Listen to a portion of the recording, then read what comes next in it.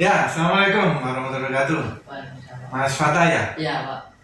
Ya, pemirsa ini kebetulan ini kita ketemu dengan Mas Abdul Fatah ya. Ahmad Fatah. Ahmad Fatah ya. Oh, dulu kelas 12 TPTU TPTU angkatan 27. 27 ya, SMKN 3 Buduran. Nah, ini buat kamu adik kelas mungkin yang sekarang di jurusan TPTU mungkin nggak kenal ya, jauh ya, karena sekarang sudah angkatan 29, 30 angkatan 30 yang kelas 12 ini, sedangkan kelas 11, kelas 12 angkatan 31, 32. Saya mau cerita sebentar ya, ini tentang Fatah ini dulunya ya, panggilannya Mas Fatah ya. Dulu itu dari bengkel TPTU itu buat saya selaku guru BK dan juga admin operator PDSS SNMPTN untuk tugasnya mendaftarkan siswa-siswi SMKN 3 Buduran ini, dari TPTU itu sulit sekali untuk mengajak anak kuliah ya. Tetapi memang saya tidak memaksa karena ini memang STM ya. STM memang diprioritaskan untuk bekerja. Tapi saya tetap melayani untuk anak-anak yang ingin melanjutkan studi kuliah ke S1, D3 atau D4-nya. Nah, akhirnya ini datanglah Mas Fatah ya waktu itu ke saya dan akhirnya saya daftarkan untuk kuliah SNMPTN ya, jalur SNMPTN dan masuk di jalur bidik misi ya. Ya, alhamdulillah lolos di bidik misinya juga. Lolos di bidik misinya. Nah, kalau kamu pengen tahu tuh sudah pernah saya upload videonya yang ini ya. Videonya yang ini bisa kamu lihat lagi, itu tips dan trik dari Mas Fatah bagaimana bisa masuk ke UNESA Mas ya. UNESA. Jurusan Teknik Elektro. Pendidikan Teknik Elektro.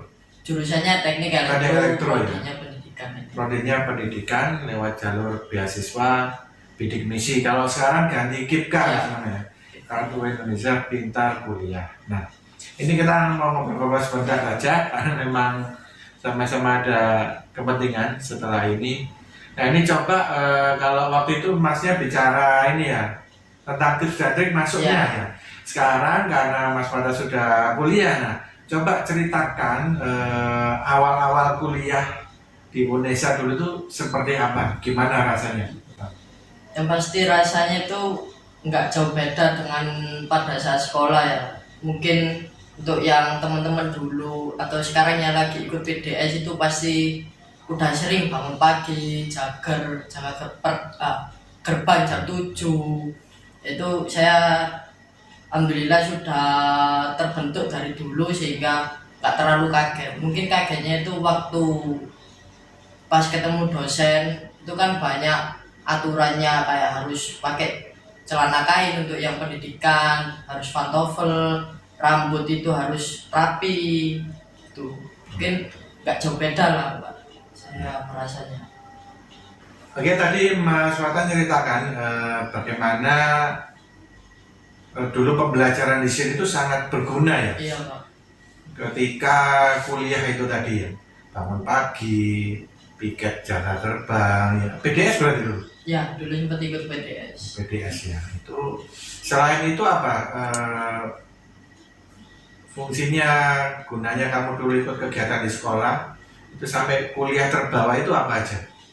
Banyak ya Pak. Soalnya kan pada saat di organisasi sekolah itu diajarkan mengenai kedisiplinan, itu sudah perlu, kemudian lebih sering berbicara itu juga sangat dibutuhkan pada saat kuliah. Jadi pada saat kuliah itu saya udah nggak seberapa kaget gitu. Kurangnya seperti itu. Ya, jadi buat kamu yang masih kelas 10, 11 ya aktif aja di organisasi apapun itu, termasuk eskul, itu untuk melatih keberanian kamu bicara ya di depan orang banyak, mengatur orang banyak, itu biar tahu rasanya ya. Apalagi kalau ambil pendidikan ya, gimana rasanya jadi guru, apalagi guru STM, wah cowok semua satu kelas, itu gimana cara ngatur itu. Kalau gurumu sekarang sekenceng itu, wah itu sebenarnya nggak ada apa-apanya ya. Ada apa-apa. Nggak ada apa-apanya dibandingkan bos-bos perusahaan atau manajer-manajer perusahaan itu sekiller-killernya guru itu udah ada apa-apanya ketika kamu nanti udah bekerja ya, atau sama dosenmu itu jauh sekali. Semua yang dilakukan guru itu untuk kebaikan siswa itu sendiri. Iya. Katakannya itu kayak pendidikan mental awal kita. Mental ya. Terus gini Mas, gimana ketika kamu sebagai anak dulu anak STM ya, Iya. terus tiba-tiba belajar kuliah sebanyak itu gimana? Kaget atau gimana rasanya awal-awal kuliah itu? Kalau itu ya saya kaget ya Pak. Soalnya kan kalau di STM nggak terlalu banyak pelajarannya dibandingkan dengan kuliah. Apalagi kalau di kuliah kan tugasnya itu udah setiap mata kuliah itu pasti ada tugas yang harus diselesaikan pada deadline minimal 1 minggu atau enggak sehari gitu. Jadi pintar-pintarnya saya mengolah waktu yang sisa buat saya gitu. Gitu ya. Jadi harus manajemen waktu Iya, juga. manajemen waktu, manajemen diri itu juga diperlukan. Gitu ya. Terus dalam 2 tahun ini kan pandemi ya, itu kuliahnya daring atau gimana juga? Daring Pak. Daring ya. Gimana bedanya antara waktu kamu sempat kuliah masuk luring sama daring ini gimana? Alhamdulillahnya dulu saya masih sempat merasakan perkuliahan secara luring, tatap muka sama dosen.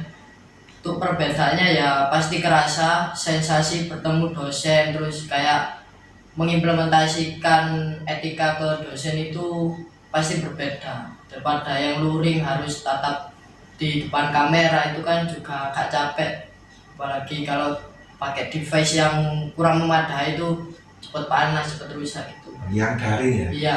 Yang daring, oke. Terus gini Mas Wata, ketika kamu pertama kali ikut mata kuliah itu ya, apa ada perbedaan antara mata pelajaran yang kamu pelajari di sini tentang main ketenaga listrikan? Kan kamu TPTU ya? Iya. Tapi masuk ke prodi Jurusan teknik elektro. teknik elektro ya. Apa kira-kira? Apa ada perbedaannya atau nyambung-nyambung dikit gimana? Kalau saya merasakan itu nggak terlalu banyak perbedaannya ya. Soalnya kalau di saya TPTU dulu pada saat kelas 1 atau kelas 10 itu sempat diajar sama Bumi mengenai elektronika, kemudian pada saat kelas 2 itu diajar sama almarhum Pak Agung mengenai kelistrikan yang harus kuat gitu. Jadi masih relate lah, masih nyambung. Masih nyambung ya. Jadi tidak ada kesulitan ya. Ada. Kalau di STM itu lebih banyak praktek ya dulu. Iya. Ketika di kuliah ini apa sama dalam ambil jurusan ini? Karena saya prodi pendidikan, jadi presentase praktek sama teorinya itu masih banyak yang teori. Soalnya kan outputnya diharapkan jadi guru. Iya, betul. Jadi itu ya, kalau kamu ada yang tanya-tanya apa bedanya jurusan elektro murni dengan pendidikan elektro. Kalau pendidikan itu Lebih difokuskan untuk menjadi guru. lebih difokuskan menjadi guru ya. Beda sama pendidikan teknik murni itu Iya. nanti beda ya. Nanti gelarnya itu kalau jurusan teknik murni itu gelarnya ST. Sedangkan untuk pendidikan teknik elektro SPD. SPD, sarjana pendidikan. Ya. Oke, kita kembali ke ini tadi, Mas Pata kan masuk lewat jalur beasiswa bidik misi ya. Ini kalau bisa cerita ini gimana cara awal-awalnya proses kamu bisa mengurus bidik misi hingga diterima di jalur bidik misinya? Kalau dulu saya karena dapat support dari orang tua, jadi saya dikasih tahu sama cari sendiri mengenai info beasiswa, pendaftaran. Kemudian saya langsung tanya ke Pak Daniel selaku operator untuk yang di PDSS-nya sekolah. Ya akhirnya ada jalan gitu. Alhamdulillah bisa keterima juga. Bisa ya? Oke. Nah setelah diterima ini apa ada survei ke rumah? Ada Pak. Ada survei ke Iya rumah ya? ada. Kebetulan dulu pada saat petugas universitasnya survei itu saya masih magang. Oh, masih Iya, magang. jadi saya ditelepon, Mas ini rumahnya di mana? Saya mau survei. Terus karena orang tua masih kerja, akhirnya saya kembali. Terus ayah yang kerja itu kembali juga. Akhirnya masih bisa bertemu. Iya. Jadi benar itu yang mengambil lewat jalur beasiswa, bidik misi atau KIPKA itu ada survei ya. Karena memang data yang diisi banyak ya. Waktu itu di apa webnya bidikmisi.dermawa.dikti.go.id itu banyak sekali mulai data pribadi, data prestasi, akademis, data orang tua, data rumah ya, foto rumah tampak depan, tampak belakang, Foto kamar, foto kamar, dapur. foto anggota keluarga semua, tagihan listrik, Iya. air semua di foto Upload. diupload, kendaraan, HP, semua itu didata ya. Sehingga dari panitia itu memang menilai, mensurvei memang layak ya. Mas Fatah ini layak untuk mendapatkan beasiswa bidik misi dan tentunya juga nilainya harus bagus ya.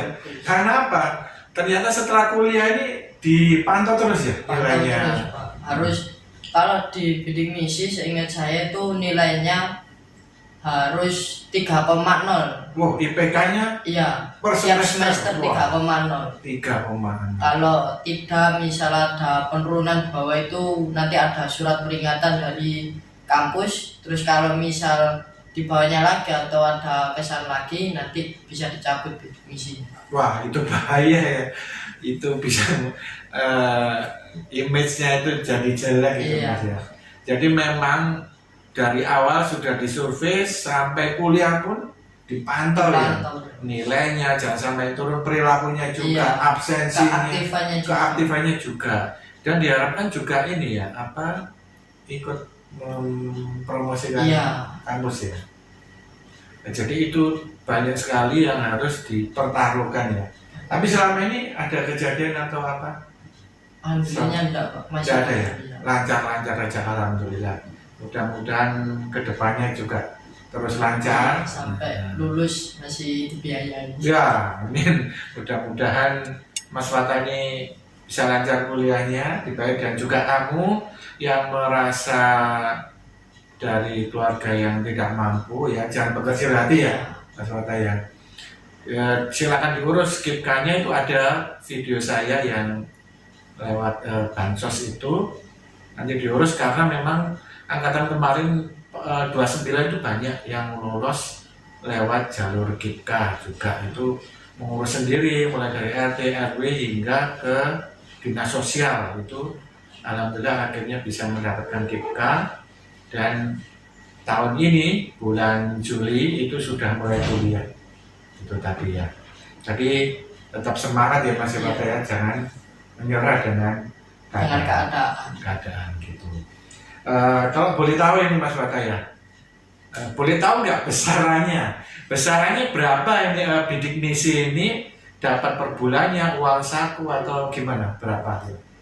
Kalau bidik misi sendiri itu tiap bulannya dapat jatah 700.000. Oh, 700.000 lumayan itu ya. Terus cairnya itu 6 bulan sekali. Jadi sekali cair itu nanti dapat 4.200.000. 4,2 juta langsung satu semester. Iya.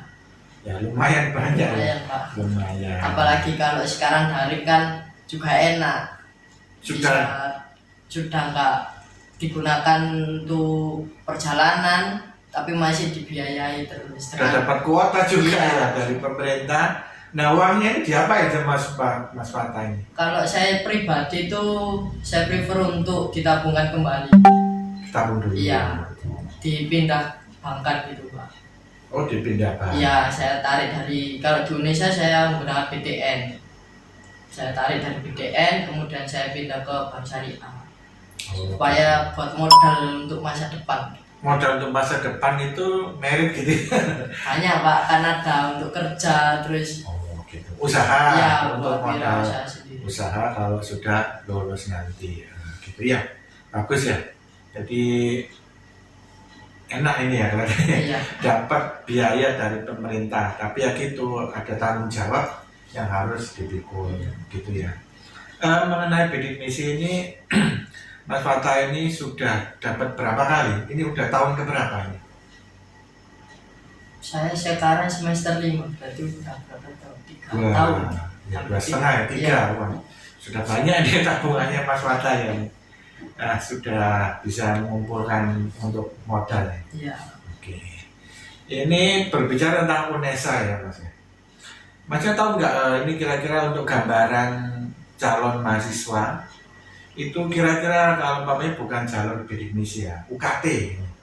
Mengenai UKT, uang kuliah tunggal untuk UNESA ini, Masnya tahu nggak berapa besarannya tahun kemarin? Kalau UKT setahu saya itu dari teman-teman masih nggak terlalu besar kayak kampus-kampus sebelah di sekitar UNESA, sekitar berapa? 3 sampai 6 lah. Itu untuk yang reguler. Ada lagi yang sama yang mandiri itu agak tinggi. Hingga 9 kalau nggak salah. Soalnya saya pernah dengar dari salah satu siswa, ya awalnya dia semangat kuliah ya, bukan jalur bidik misi. Setelah tahu UKT-nya, dia mundur nyari bidik misi di kampus swasta dan dia dapat. Itu ada di video saya ada. Ya jadi buat kamu nanti yang ya mohon maaf mungkin belum lolos jalur negeri, di swasta itu juga ada bidik misi. Terus kalau misal di kampus negeri pun kalau misal nggak dapat beasiswa bidik misi itu banyak beasiswa yang lain. Iya betul. Dari bank gitu ada, terus LPDP itu banyak sekali. Dan besarannya uang saku itu juga beda-beda. Beda-beda ya. Jadi nanti umpamanya kamu daftar jalur KIPKA dan tidak lolos, jangan berkecil hati, bisa nyari beasiswa ya. Di kampus tuh banyak beasiswa, ada yang dari BUMN, seperti Pertamina, apapun tuh. Yang penting kamu aktif. Kayak Mas Fatah ini aktif.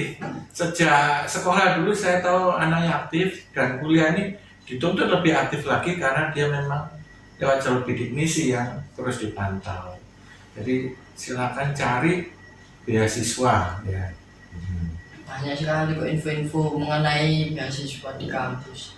Bisa tanya ke kakak tingkatnya besok atau cari ke dosen, ke fakultas itu pasti ada. Pasti ada. Oke. Tadi Mas Fatah bilang semester 5 ya? Ya, Baru semester 5 nanti kalau skripsi itu ya? ya. Masih berapa semester lagi? 3. Sekitar 3 semester lagi ya. Kalau di UNESA ini ada seperti magang atau KKN? ada Pak. Sudah pernah? Belum, semester 6 baru diperbolehkan. Semester 6 magang atau KKN ya? Iya, mulai dari praktek industri, kemudian magang di sekolah, terus KKN-nya juga itu dibuka pada saat semester 6. Soalnya kan itu ada based on SKS yang telah diampu. Jadi ada minimal SKS-nya itu.